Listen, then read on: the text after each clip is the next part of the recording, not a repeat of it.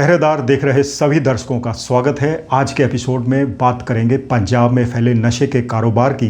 किस तरह से पंजाब पुलिस के कुछ भ्रष्ट कर्मचारी और अधिकारी इस कारोबार में लिप्त हैं और करोड़ों रुपए कमा रहे हैं, वो भी सरकार की नाक के नीचे।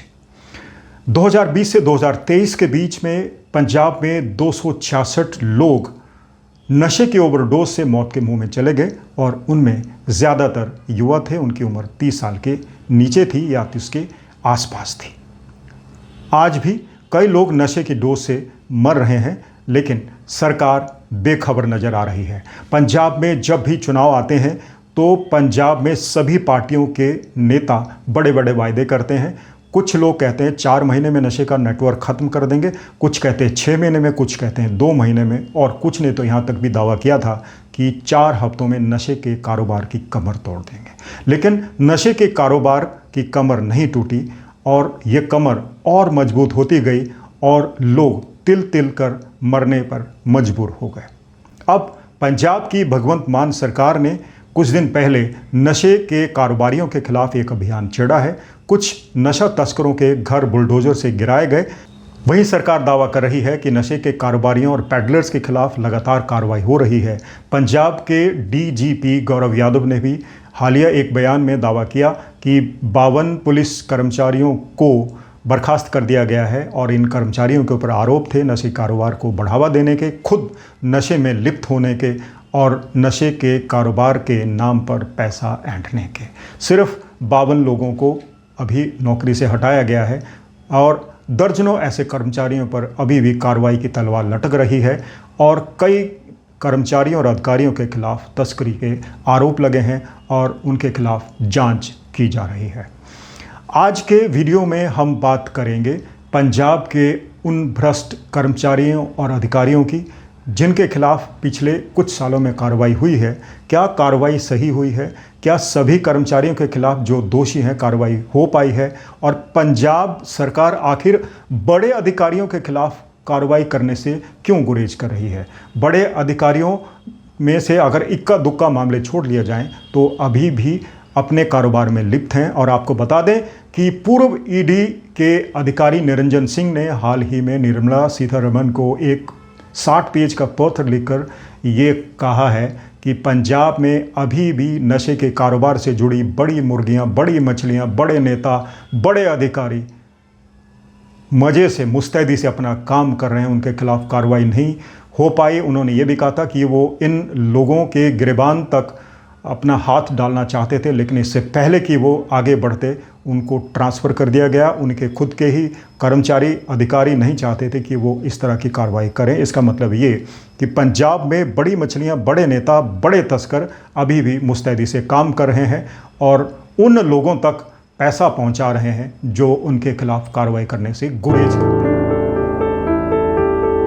तो आइए वीडियो के पहले हिस्से में जानते हैं कि पंजाब के पुलिस कर्मचारी और अधिकारी किस तरह के अपराधों में शामिल हैं, किस तरह नशे के कारोबार को बढ़ा दे रहे हैं और किस तरह पैसे के लालच में वो लोगों की जान से खेल रहे हैं। पंजाब पुलिस विभाग में कुल 81,000 कर्मचारी हैं। एक तरफ जहां राज्य की पुलिस अपनी वीरता, शौर्य और बलिदान के लिए जानी जाती है, वहीं विभाग में मौजूद काली भेड़ें पुलिस की साख पर बट्टा लगा रही हैं। पंजाब पुलिस के दर्जनों कर्मचारी और अधिकारियों पर जांच बिठाई गई है। इन कर्मचारियों पर आरोप है कि उन्होंने नशा तस्करों के साथ सांठ-गांठ करके खूब काली कमाई की। कईयों ने तस्करों को बचाने के लिए कानून तोड़े तो कुछ खुद ही नशा तस्कर बन बैठे। और वहीं इसका एक बड़ा साइड इफेक्ट ये हुआ कि पंजाब पुलिस फोर्स में बहुत सारे लोग खुद ही अब नशे की लत में लग गए। पंजाब की जेलों में और यहाँ तक कि पुलिस अकादमी में भी नशाखोरी और ड्रग स्मगलिंग के मामले सामने आ चुके हैं। नशाखोरी की लत में पड़ चुके कई पुलिस कर्मचारियों की वीडियो सोशल मीडिया पर वायरल हैं। पंजाब सरकार नशा बेचने वालों और भ्रष्ट पुलिस कर्मचारियों पर नकेल कसने का दावा करती है, लेकिन अभी तक कार्रवाई सिर्फ छोटे कर्मचारियों पर हुई है।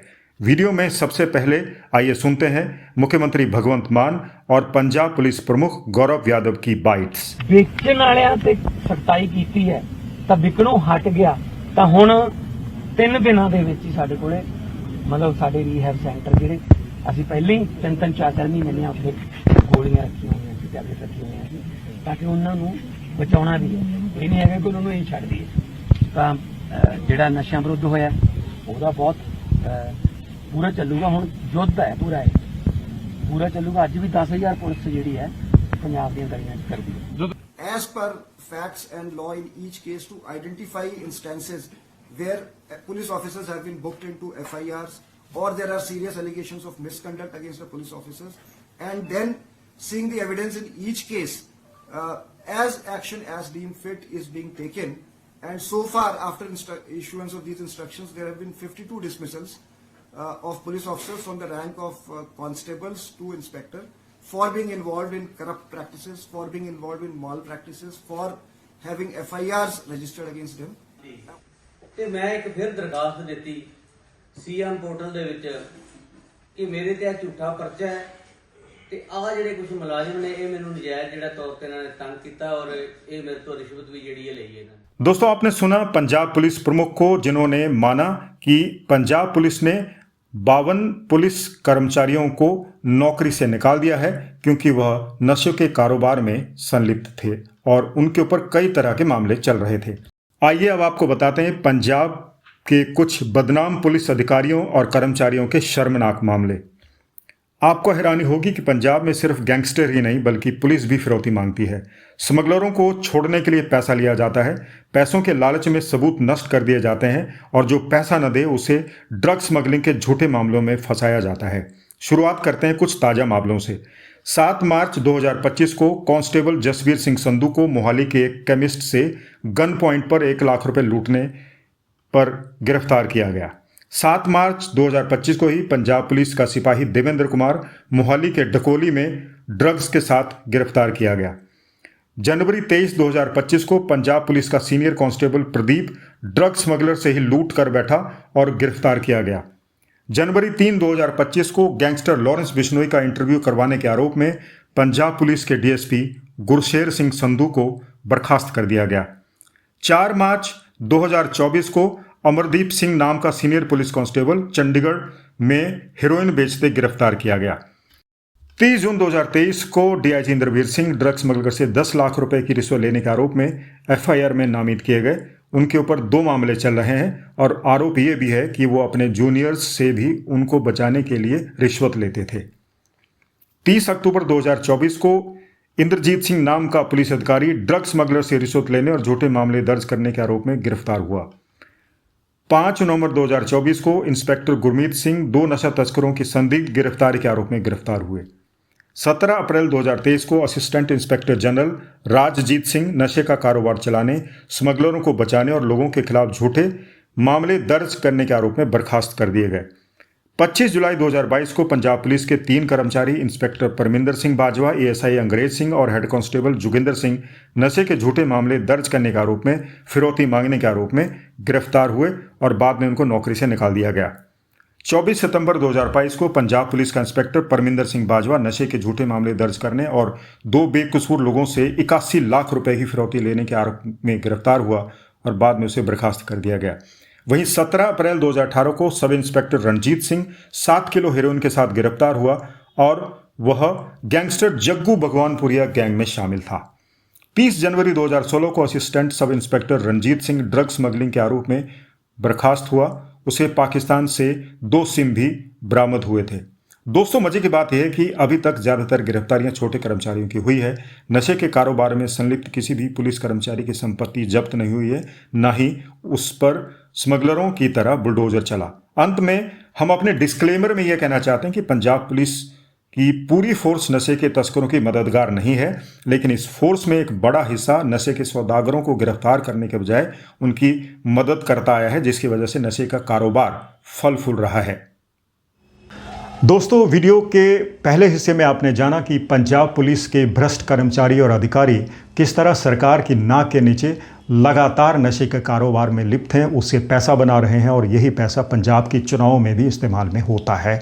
ऐसा पुलिस जांच में सामने आ चुका है और ईडी जैसी संस्थाएं अब इन कारोबारियों पर नज़र रखे हुए हैं। ईडी नहीं, कई भ्रष्ट पुलिस कर्मचारियों को गिरफ्तार भी किया है, लेकिन अब फर्ज बनता है पंजाब पुलिस के डीजीपी का, पंजाब के मुख्यमंत्री का, कि जो बची हुई काली भेड़ें हैं उन पर भी लगाम कसे, उनके खिलाफ कार्रवाई करे, कार्रवाई में तेजी लाएं, क्योंकि आपकी सरकार का अब थोड़ा ही समय बचा है और इस समय में अगर आप नशे की कमर तोड़ने में कामयाब होते हैं तो सेहरा आप ही के सिर में बंधेगा।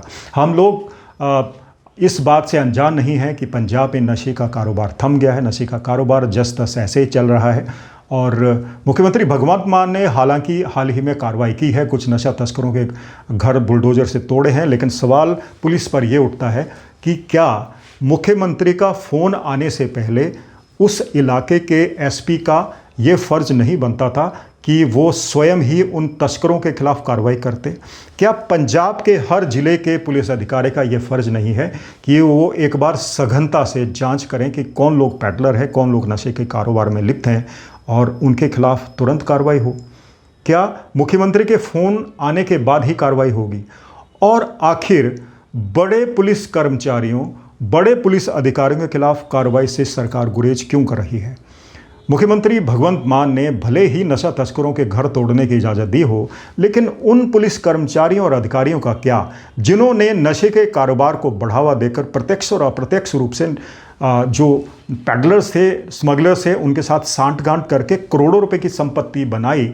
उस संपत्ति को आप क्यों नहीं ढा रहे हैं? उसे क्यों तहस नहस नहीं कर रहे हैं? उसकी संपत्ति को क्यों अटैच नहीं किया जा रहा है? ये एक बड़ा सवाल है और सरकार के समक्ष इस वक्त यही बड़ी चुनौती है कि बचे हुए कार्यकाल में अगर वो नशा तस्करों की, स्मगलरों की, पैडलर्स की और नशे के कारोबार को बढ़ावा देने वाले अधिकारियों की कमर अगर ना तोड़े तो शायद लोग उनको माफ़ नहीं करेंगे। और अगर सरकार बचे हुए कार्यकाल में कम से कम पंजाब में नशाखोरी को कम कर दे, नशे की बड़ी मछलियों पर हाथ डाल दे, उनको गिरफ्तार करके उनके खिलाफ कार्रवाई करके उनकी संपत्ति को कुर्क करे, जब्त करे, नष्ट करे, तो शायद लोग आपके साथ रहेंगे। वरना जैसा दिल्ली में देखा गया वही परिणाम पंजाब में भी देखने को मिल सकता है। दोस्तों, ये था आज का वीडियो, आज का एपिसोड। आपको कैसा लगा हमें अपनी राय से ज़रूर अवगत कराएं। आपके सुझाव हमारे लिए बहुत मायने रखते हैं, क्योंकि उसी के आधार पर हम लोग अपने कंटेंट को डिज़ाइन करते हैं। आज का एपिसोड भी बहुत सारे दर्शकों के सुझाव पर तैयार किया गया और अगर आपको हमारा चैनल अच्छा लग रहा हो तो आप इसे ज़रूर सब्सक्राइब कर लें, ताकि रोज़ की ताज़ा तरीन घटनाओं की जानकारी आप तक बेरोक टोक पहुँचती रहे। तो जब तक हम हाजिर होते हैं नया एपिसोड लेकर, आप अपना बहुत ख्याल रखिएगा। नमस्कार।